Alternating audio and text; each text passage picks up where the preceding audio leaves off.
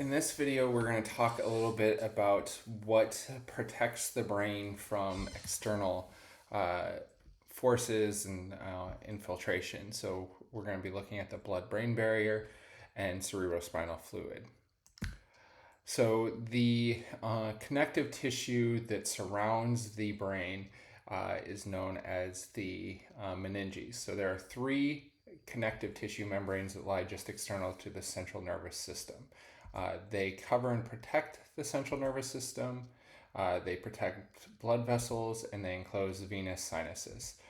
This is where you find cerebrospinal fluid, and they are going to form partitions within the skull themselves. So if we look at the surface here, we have three different layers. So we have the dura mater, meaning tough mother. It is the strongest meninge. It's made up of a periosteal layer and a meningeal layer. The more superficial periosteal layer attaches to the inner surface of the skull, which is the periosteum.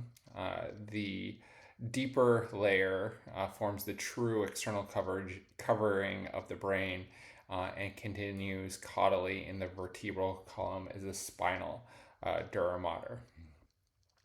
So these two layers are fused together except in certain areas where they separate to enclose dural venous sinuses, like you see here. So the sinuses collect venous blood from the brain and direct it to the internal jugular veins of the neck.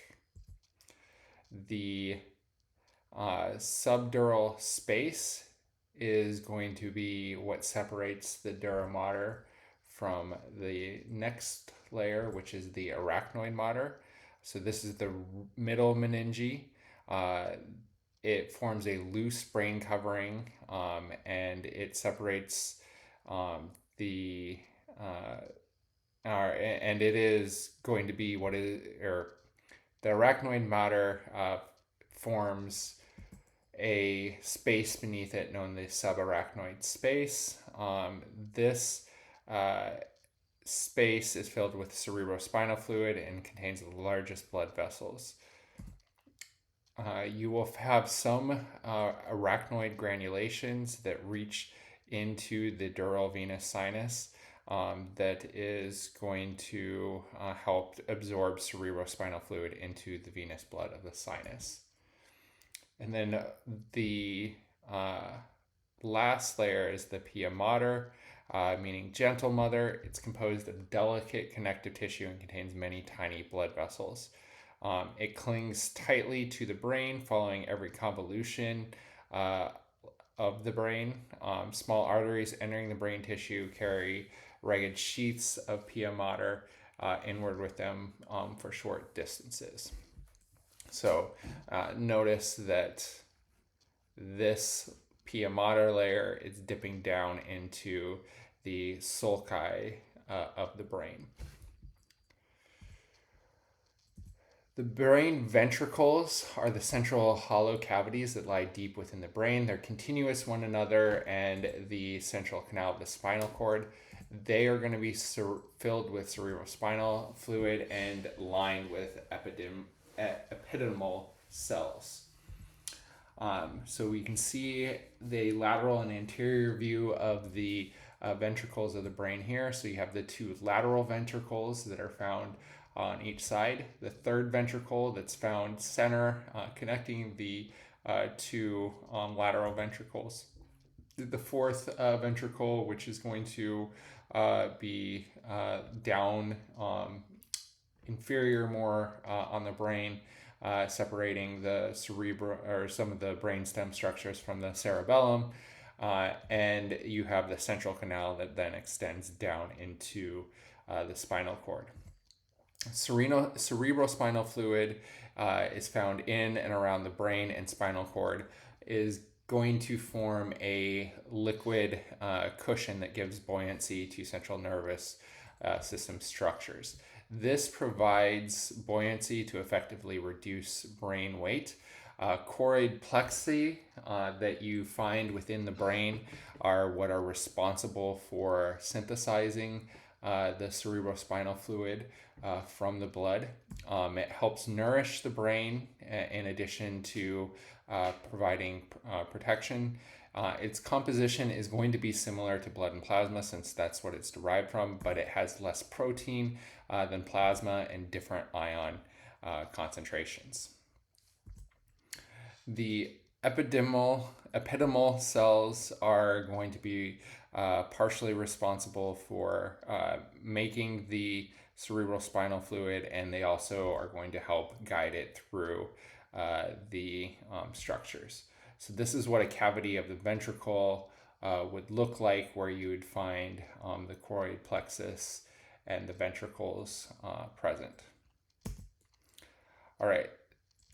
The choroid plexi, you can see them right here in the third ventricle. You also have another one here associated with the fourth ventricle. Cerebrospinal fluid is going to be produced here. The interventricular foramen is going to be how it gets from the right and left ventricles to the third ventricle. The cerebral aqueduct connects the third and fourth ventricles. And then you have the median and lateral apertures, which are going to provide a way for the cerebrospinal fluid to get around the brain structures and then into the spinal cord. The cerebrospinal fluid ultimately is going to surround the brain in the subarachnoid space, go into the arachnoid granulations where it will drain into superior sagittal sinus, which is going to then meet up with several different structures and ultimately drain into the internal jugular veins before it carries that out of the skull. The blood-brain barrier is important because the brain is dependent on a constant internal environment. So therefore, you're going to have regulation of things that would normally be in constant flux being held constant. Things like hormones, amino acids, ions. And so you don't want the brain to be exposed to these because then the neurons would fire continually. So most capillaries, you can see that you would have a very tight structure that is, most structures, the capillaries are going to be slightly different in that it is going to contain fewer cells surrounding it, but in the brain capillaries, you have astrocytes that are going to connect with it and induce the formation of tight junctions. So notice you have a loose junction here and a tight junction here that's going to prevent stuff from going in between it. The tight junctions between the endothelial cells is going to exclude molecules except those that are lipid soluble from getting through.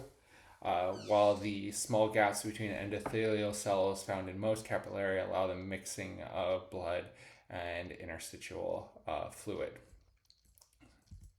So ultimately you have a basement membrane that's going to protect the cells further, but this blood-brain barrier is essentially going to be what protects the brain from things that would normally just flow freely through capillaries.